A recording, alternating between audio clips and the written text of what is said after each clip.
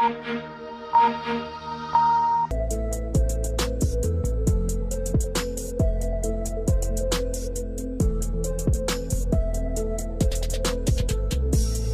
हम खड़े हैं क्रांति धरा के प्राचीनतम मंदिर सदर स्थित बिल्वेश्वर नाथ मंदिर में। परंपरा के तहत ये मंदिर मंदोदरी काल से जुड़ा हुआ है। कहा जाता है कि राजा मय की पुत्री मंदोदरी ने यहाँ पे शिव जी की तपस्या करके अपने पति के रूप में रावण को प्राप्त किया था। इसी मंदिर के परिसर में 200 साल पहले संस्कृत विद्यालय की स्थापना की गई। 1821 में इस स्कूल की स्थापना हुई। तब से लेकर आज तक ये स्कूल विभिन्न परिस्थितियों में और विभिन्न विपरीत परिस्थितियों में रहने के बावजूद बच्चों को संस्कृत की शिक्षा दे रहा है। इस वक्त मेरे साथ पूर्व मध्यमा के छात्र पार्थ शर्मा हैं। मैं उनसे जानना चाहूँगा कि किस तरह उनको यहाँ पे पढ़ाई लगती है और क्या उनका उद्देश्य क्या है। पार्थ, तुम्हें संस्कृत अच्छी लगती है? जी, मुझे अच्छी लगती है। तुम्हें यहाँ आके कैसा लग रहा है? मुझे यहाँ का अच्छा लगता है। और यहाँ के टीचर और यहाँ के पढ़ाई का माहौल कैसा है? सही है, अच्छा है। संस्कृत को तुम किस हिसाब से देखते हो? क्या कैसी लैंग्वेज है ये लैंग्वेज बहुत सही लैंग्वेज है, अच्छी लैंग्वेज है, प्राचीन भाषा। तुम्हें कठिन लगती है? नहीं। और तुम क्या चाहते हैं, बच्चों को संस्कृत सीखना चाहिए? जी, सीखना चाहिए। क्यों? क्योंकि ये हमारी मातृभाषा है पहले पूर्वजों की। संस्कृत के अलावा तुमको और जो अदर सब्जेक्ट हैं, साइंस है, कंप्यूटर वगैरह, उसकी भी तुमको शिक्षा दी जाती है? हाँ जी, दी जाती है। किस क्लास से तुम यहाँ पढ़ रहे हो? मैं जी 6th क्लास से पढ़ रहा हूँ। कहाँ के रहने वाले हो? मैं मेरठ के रहने वाला हूँ। श्री बिल्वेश्वर संस्कृत महाविद्यालय के chief doctor doctor Pankaj Kumar Jha मौजूद है। हम उनसे जानना चाहेंगे कि इस महाविद्यालय के इतिहास और इस पर वर्तमान स्थिति क्या है। देखिए, श्री बिल्वेश्वर संस्कृत महाविद्यालय ये 2 भागों में है। एक तो एक तो जो है माध्यमिक विद्यालय है और एक है महाविद्यालय। माध्यमिक विद्यालय उत्तर प्रदेश संस्कृत संस्थान से डील कर वो उसे देखती है, और शास्त्री और आचार्य की जो वो है डिग्री है वो देती है हमें संपूर्णानंद संस्कृत विश्वविद्यालय वाराणसी। ऐसा प्राचीन मान्यता है कि यहाँ पर कभी मंदोदरी पूजा करने आती थी।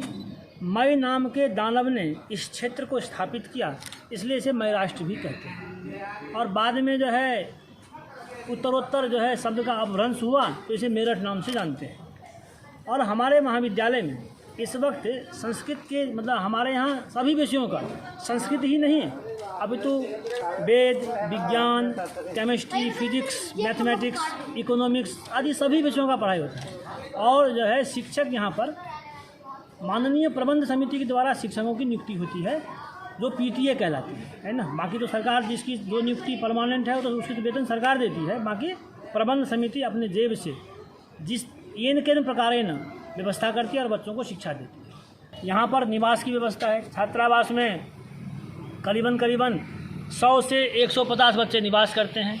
सबका जितने भी व्यवस्था है ये सब प्रबंध समिति करती है।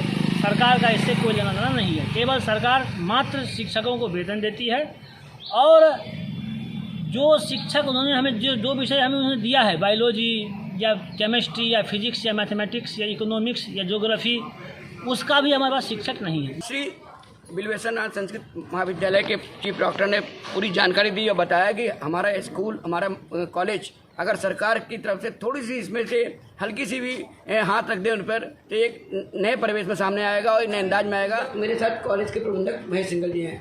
उनसे मैं जानूंगा कि कॉलेज के विकास के लिए उन्होंने क्या क्या प्रयास किए। देखिए, कुल मिलाकर हमारे विद्यालय में पिछले लगभग 7-8 वर्षों से कंप्यूटर की क्लासें चलती हैं। बिना कंप्यूटर के शिक्षा आज के समय में अधूरी है। इसलिए सभी बच्चों को निःशुल्क कंप्यूटर की शिक्षा दी जाती है। उसके लिए हमने अलग से कंप्यूटर कक्ष बनाया है। 7 कंप्यूटर हैं, प्रिंटर हैं, इसकी व्यवस्था होती है। ये निःशुल्क व्यवस्था है। और जो बिल्डिंग जर्जर हो गई तो उसके लिए जी, जो कमरों की छतें जर्जर हो गई तो हाँ, हमारे विद्यालय में ये चूँकि 200 वर्ष पुराना विद्यालय है सैंक्शन, तो इसकी सारी छतें हमारी टूटी हुई थी, जिनको हमने लकड़ी के इसमें कड़ियाँ डली हुई थी, जिनको बदल कर हमने अब उसमें लोहे के गाटर और पत्थर डलवाकर सबकी छतें नई बनवाई हैं। सारे फर्स्ट कमर नए बनवाए हैं। सब कमरों के प्लास्टर हुए हैं। सारी जो बिजली व्यवस्था थी वो बिल्कुल जर्जर हुई थी, लटके हुए थे। तारों को नया लगवाया है, सारा कुछ किया है। पंखे भी लगभग हमने नए इस समय क्वालिटी के, पुराने उतरवाकर वो लगाए, ऐसी व्यवस्था सारी की है। हॉस्टल के अंदर लगभग हमारे यहाँ 100 बच्चों के भोजन की व्यवस्था रहती है। इस समय कोरोना काल में तो बच्चे नहीं हैं, लेकिन वैसे हमारे यहाँ 100 बच्चे निःशुल्क भोजन की व्यवस्था है। सरकारी दावों के विपरीत ना यहाँ पे बच्चों को ना ही शिक्षकों को कोई सुविधा मिल रही है। इसके बाद भी यहाँ का स्टाफ बच्चों को आगे ले जाने के लिए, बच्चों को प्राचीनतम संस्कृत भाषा के लिए सिखाने के लिए प्रतिबद्ध है। इस वक्त स्कूल में 300 बच्चे हैं और 7 टीचर हैं। कहने को स्कूल में कंप्यूटर एजुकेशन है, मैथमेटिक्स है, लेकिन इनके शिक्षक नहीं हैं। बार बार सरकार को पत्र लिखने के बावजूद भी सरकार इस पर ध्यान नहीं दे रही है। आज हम इस संबंध में प्रिंसिपल से बात करेंगे और जानेंगे हकीकत इस स्कूल की वर्तमान स्थिति क्या है। इस वक्त मेरे साथ कॉलेज के प्रधानाचार्य दिनेश दत्त शर्मा जी मौजूद हैं, मैं उनसे बात करूँगा। सर बताइए कि आप कब से हैं कॉलेज में? जी, मुझको 11/1/1983 से मैं यहाँ पर कार्यरत हूँ और इतना लंबा समय भारतीय संस्कृति एवं संस्कृत के लिए देना ये मेरा सौभाग्य है। इस वक्त कितने बच्चे हैं आपके यहाँ?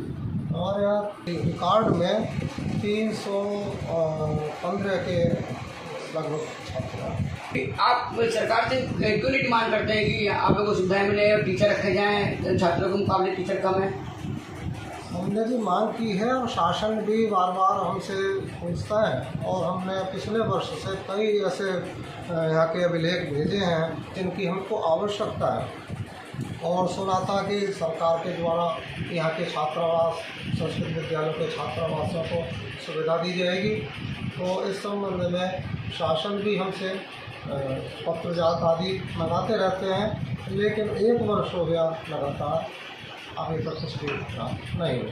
क्या आपको लगता है इससे छात्रों को दिक्कतों का सामना करना पड़ रहा है? अब इस स्थिति में हम लोग प्रयासरत हैं। आप हमारे प्रबंधक महोदय हैं और आप सभी के सहयोग से ये विद्यालय चलता है। जैसा कि वर्तमान में सरकार है जो संस्कृत का प्रतिनिधित्व कर रही है, तो भारतस्य प्रतिष्ठे द्वे संस्कृतम जैव संस्कृति, भारत की बहुत प्रतिष्ठा है संस्कृत और संस्कृति। इस सरकार से हमें आशा है कि ये हमारी इस बात को स्वीकार करें कि हमको क्या क्या आवश्यकताएं हैं और आवश्यकताओं की पूर्ति हो तभी संस्कृत को आगे बढ़ाया जा सकता है। और नए विषयों में कंप्यूटर शिक्षा है, कंप्यूटर हमारी प्रबंध समिति के द्वारा कंप्यूटर की बहुत अच्छी व्यवस्था है, लेकिन वो यहाँ की व्यवस्था सरकार के द्वारा कोई व्यवस्था नहीं है, क्योंकि जब विषय दिया है सरकार ने तो उसके शिक्षकों को भी रखने का दायित्व सरकार का होता है।